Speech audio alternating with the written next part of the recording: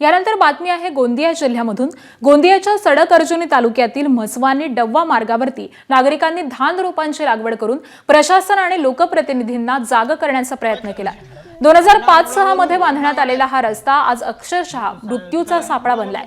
पावसाळा सुरू होताच रस्त्याचं रूपांतर दलदलीमध्ये झालेलं असून खड्ड्यांमध्ये साचलेल्या पाण्यामुळे वाहन चालक, विद्यार्थी, शेतकरी आणि रुग्णांना प्रचंड हालअपेष्टा सहन कराव्या लागतात।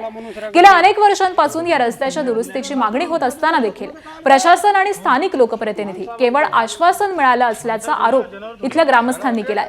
म्हसवानी डव्वा मार्ग हा परिसरातील नागरिकांसाठी जाण्या येण्याकरता महत्त्वाचा मार्ग आहे आणि त्यामुळे रस्त्यावरती धान लागवड करून ग्रामस्थांनी अनोख्या पद्धतीने संताप व्यक्त केला।